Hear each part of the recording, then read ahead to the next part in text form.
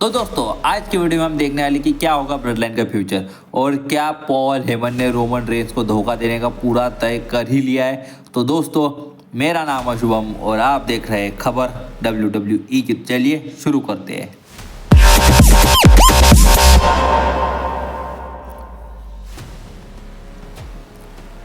तो सबसे पहले बात कर लेते हैं इंजरी के बारे में। और न्यू ब्लड लाइन के मेंबर टामा टोंगा को इंजरी हो गई। तो कैसे? अगर आपने पिछले हफ्ते का स्मैकडाउन का एपिसोड देखा होगा तो स्मैकडाउन के मेन इवेंट पे सीएम पंक ने रिटर्न किया और द ओजी ब्लड लाइन को ज्वाइन किया। उसके बाद हमें ब्रॉल देखने के लिए मिला न्यू ब्लड लाइन वर्सेस ओजी ब्लड लाइन के बीच में। और ये ब्रॉल में ऐसा दिखाया गया कि द ऊसोस ने शायद सुपर किक लगे, ऊसोस ने लगाया किसी दूसरे सुपरस्टार की वजह से टामा टोंगा का होठ कट गया है और उसे कम से कम 12 टाके वो होठ पे लगाए गए। और WWE ने ऐसा अपने इंस्टाग्राम चैनल पे वीडियो भी डाला है, आप जाके देख सकते हो। लेकिन उसके बाद टामा टोंगा का फ्यूचर खतरे में आ चुका है। तो क्यों? क्योंकि ये इंजरी इतनी बड़ी नहीं है, लेकिन अगले हफ्ते होने वाले जो मैच था, काय के लिए मैच था टामा टोंगा वर्सेस जे ऊसो, उसमें शायद WWE जेकब फाटो को डाल सकती है क्योंकि क्वालिफायर और मैच हो सकता है, वो ऐसा हमको कुछ पता चला है। ठीक है, तो नेक्स्ट खबर हमारे सामने आ रही है कि जेड कारगिल के ऊपर भी अटैक किया गया और एक मिस्ट्री सुपरस्टार ने अटैक किया। तो वो मिस्ट्री सुपरस्टार के तौर पे 2 सुपरस्टार का नाम सामने आ रहा है। तो सबसे पहले नाम आ रहा है जेड कारगिल के पार्टनर बियांका बिलेर का। ये नाम सामने आ रहा है कि बियांका बिलेर ही वो सुपरस्टार हो सकती है जिसने जेड कारगिल के ऊपर अटैक किया। और अगर बियांका बिलेर वो सुपरस्टार निकलती है तो यहाँ से WWE में ऑफिशियली उनका हील टर्न हो जाएगा और वो हील सुपरस्टार के तौर पे काम करेगी। और दूसरा नाम सामने आ रहा है कि बेली का, और बेली भी वो सुपरस्टार हो सकती है जो बियांका बिलेर के पार्टनर जेड कारगिल के ऊपर अटैक करने वाली WWE दिखा सकती है। क्योंकि WWE ने दिखाया है कि वो एक मिस्ट्री सुपरस्टार है और मिस्ट्री सुपरस्टार के तौर पे तो वो किसी को भी ला सकते हैं। और आपको एक बोनस अपडेट दे दूं कि उनकी जगह यूनाइटेड स्टेट चैंपियनशिप के टूर्नामेंट में लैश लेजेंड का WWE डालने वाले, लैश लेजेंड को डालने वाली, क्योंकि WWE ने दिखाया था कि उनकी जगह अब दूसरा सुपरस्टार आएगा और वो दूसरा तीसरा सुपरस्टार और कोई नहीं, लैश लेजेंड ही होने वाली है। लैश लेजेंड का भी कुछ फायदा नहीं, वो भी हारने वाली है, मी जीतने वाली, क्योंकि WWE ने पहले से ही शो रिकॉर्ड कर लिया और सब आपको अगली वीडियो में बताऊँगा मैं। ठीक है, और हमारी अगली खबर कि कैसे केविन ओवंस सैमी ज़ेन को आउट कर सकते हैं ब्लड लाइन के वॉर गेम मैच के लिए। अगर आपको पता होगा तो केविन ओवंस इस बात का गुस्सा है कि भाई कोडी तू कैसे के रोमन रेंस के साथ गया जब तूने रोमन रेंस की ब्लड लाइन के साथ इतनी दिनों तक फाइट की और तू अचानक से उनके साथ चला गया। और ये चीज़ तो सेम सैमी ज़ेन ने भी की है केविन ओवंस के साथ कि उन्होंने पहले ब्लड लाइन का साथ दिया, फिर केविन ओवंस के साथ मिलकर ब्लड लाइन का सामना किया और अब वापस ब्लड लाइन की तरफ चल चुके हैं। तो क्या केविन ओवंस पॉसिबली टेकआउट कर सकते हैं सैमी ज़ेन को? तो हाँ, कर सकते हैं। और केविन ओवंस ऐसा कर सकते हैं कि वो वॉर गेम्स मैच के पहले सर्वाइवर सीरीज़ में ही सैमी ज़ेन को टेकआउट करेंगे और फिर उसके बाद उनकी जगह मजबूरन सेथ रॉलिंस को लेनी पड़ेगी। जब सैमी ज़ेन सेथ रॉलिंस के आगे गिड़गिड़ाएंगे कि भाई अब ले जगह क्योंकि केविन ओवंस ने मेरे ऊपर अटैक किया और अब मैं मैच में लड़ने के लायक बचा नहीं। WWE ऐसा दिखा सकती है। तो ठीक है, अब हमारी अगली खबर सामने आ रही है कि ब्रॉक लेसनर का रिटर्न कैसे होगा। तो सीएम पंक का रिटर्न कराया गया WWE में स्मैकडाउन के एपिसोड पे, वो भी पॉल हेमन के थ्रू। और पॉल हेमन के गाय रह चुके सीएम पंक, और एक पॉल हेमन गाय कौन है? तो वो है ब्रॉक लेसनर। और WWE में पॉसिबल है ब्रॉक लेसनर का भी WWE रिटर्न करा सकती है। और वो कब कर सकती है? तो वो भी सर्वाइवर सीरीज वॉर गेम्स में ही हो सकता है। और ऐसा भी प्लान्स है कि पॉल हेमन रोमन रेंस को धोखा देके चले जाए वापस से एक बार फिर ब्रॉक लेसनर की तरफ से। तो मुझे तो ऐसा नहीं लगता कि रोमन रेंस को कोई खास फर्क पड़ने वाला है अब सिर्फ पॉल हेमन के रहने या ना रहने से। क्यों? क्योंकि ना रोमन रेंस के पास टाइटल है और ना रोमन रेंस अभी एक हील सुपरस्टार के तौर पे ज़्यादा काम कर रहे हैं। तो पॉसिबली पॉल हेमन को चला ही जाना चाहिए ब्रॉक लेसनर की तरफ से, क्योंकि फिलहाल के वक्त में रोमन रेंस से ज़्यादा ब्रॉक लेसनर को पॉल हेमन की ज़रूरत है। मुझे तो ऐसा लगता है। तो आपको क्या लगता है ज़रा कमेंट करके बताइए कि क्या पॉल हेमन को ब्रॉक लेसनर की तरफ जाना चाहिए? लेकिन जाने के लिए भी पहले ब्रॉक लेसनर का रिटर्न कराना पड़ेगा WWE को। ठीक है, अब हमारी अगली खबर सामने आ रही है कि यूनाइटेड स्टेट्स चैंपियनशिप के बारे में क्या प्लान है WWE के। तो WWE का ऐसा प्लान है कि एक टैग टीम में से सुपरस्टार आएगा WWE में, नहीं आएगा क्या भाई, आ चुका है, जो बहुत सालों से रेसलिंग कर रहा है और वो एले नाइट को डिथ्रोन करेगा यूनाइटेड स्टेट चैंपियनशिप के लिए। इसका मतलब क्या? तो WWE ने जो शिंसुके नाकामुरा रिटर्न करा है, जो एले नाइट के खिलाफ जो आ जाके एले नाइट के ऊपर अटैक कर रहे हैं, उसका मतलब क्या?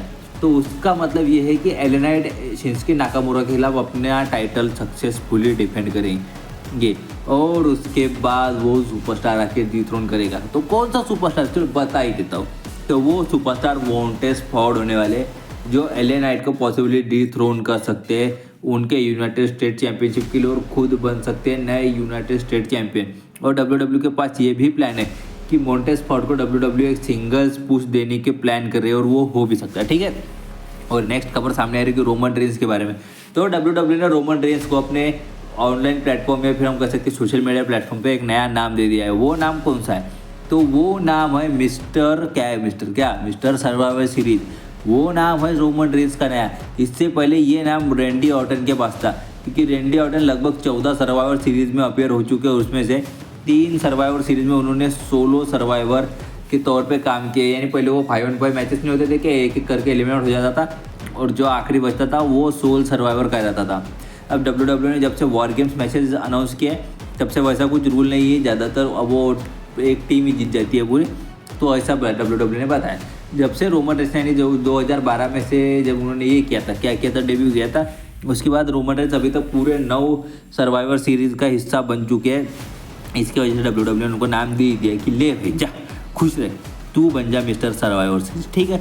और जेड कारगिल के मैंने आपको पहले भी बताया। तो जेड कारगिल का डब्ल्यू ने इंजरी एंगल क्यों बताया? मिस्ट्री अटैक का तो बताया, लेकिन इंजरी एंगल क्यों बताया? क्योंकि जेड कारगिल को रियल लाइफ इंजरी है, उनके घुटने में कुछ तो भी प्रॉब्लम है। इसी वजह से वो 3 या 4 महीने के लिए डब्ल्यू से गायब रह सकती है। अब हम उनका रिटर्न एक्सपेक्ट कर सकते हैं लगभग सर्वाइवर सीरीज का भी गए कल परसों, हम उनका रिटर्न कर सकते हैं एक्सपेक्टेड रॉयल नंबर के वक्त, उसी वक्त वो रिटर्न कर सकते हैं। लेकिन उससे पहले क्या होगा? अब वो है टैग टीम चैंपियन और बियंका बेलेर को ढूंढना पड़ेगा पार्टनर। तो वो पार्टनर कौन हो सकता है? तो वो पार्टनर हो सकता है नाओमी परफेक्ट फिट बैठती है कि वो जेड कारगिल की जगह ले और नई टैग टीम चैंपियन बने, शायद ऐसा भी हो सकता है। और अगर ऐसा हुआ तो फिर तो बेली का हील टर्न 100% पक्का है। क्यों पक्का है? क्योंकि ऐसा डब्ल्यू दिखा सकती है कि बेली नाओमी के ऊपर हील टर्न कर जाए और बियंका बेलेर करे जेड कारगिल के ऊपर हील टर्न। जैसे मैंने आपको पहले ही बताया कि बियंका बेलेर ही निकल सकती है जेड कारगिल की सरप्राइज अटैकर, ठीक है। तो नेक्स्ट हमारी खबर सामने आ रही है कि डब्ल्यू में सीएम पंक की जगह कैसे ले सकते हैं Seth Rollins war game match में। तो आपको पता होगा तो सेथ रॉलिंस बिल्कुल पसंद नहीं करते सीएम पंक को। और ये क्यों पसंद नहीं करते? ये बात है उस वक्त की जब डब्ल्यू में एक ऐसा फैक्शन की अनाउंसमेंट होने वाली थी या ऐसे फैक्शन की ज़रूरत थी जब सीएम पंक का टाइटल बचाने की ज़रूरत थी डब्ल्यू को। डब्ल्यू ऐसे चाहती थी कि एक शील्ड नाम का फैक्शन हो और वो आके सीएम पंक के डर्टी वर्क करे, यानी जैसे उसूस करते तो रोमन रेंस के डर्टी वैसे ही शील्ड नाम का फैक्शन करे। पर डब्ल्यू ने वैसा प्लान नहीं किया और आपको पता ही है कि शील्ड कितनी बड़ी टीम के तौर पे जानी जाती है, तीनों मेंबर्स, ठीक है। तब से इन दोनों के फ्यूड की चर्चा चल रही थी और अब सेथ रॉलिंस को इस बात का गुस्सा हुआ कि भाई वो मुझसे पूछते थे और मैं हाँ बोलने वाला था, लेकिन तू कैसे क्या पंक बीच में आ गया, चल भाग यहाँ से, मैं जाऊँगा वॉर गेम्स मैच में लड़ने के लिए। और हमें फिर वहाँ पे सेथ रॉलिंस आर्गूमेंट जीतते हुए दिख सकते हैं और पॉसिबली सेथ रॉलिंस हो सकते हैं 5th मेंबर, ठीक है।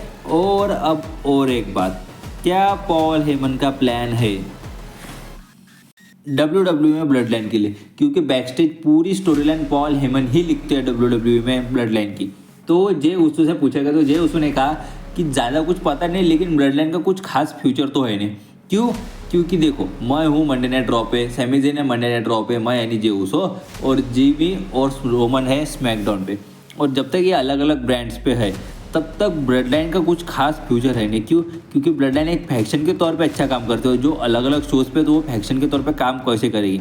और जैसे मैंने आपको पहले भी बताया था कि शायद Roman Reigns Monday night raw पे मूव हो सकते हैं ड्राफ्ट के थ्रू, तो शायद इनका कुछ हो भी सकता है। लेकिन मुझे तो नहीं लगता कि एक बार सर्वाइवर सीरीज वॉर गेम्स हो गया तो उसके बाद ब्लड लाइन हमें एक साथ देखने को मिलेगी। क्यों? क्योंकि देखो जे उसो और जिमी उसी की अलग स्टोरी लाइन चलेगी, सैमी ज़ेन की अलग स्टोरी लाइन चलेगी और रोमन रेंस शायद सोलो सीक्वा के साथ अपना एक सिंगल्स मैच लड़ सकते हैं रेसलमेनिया में।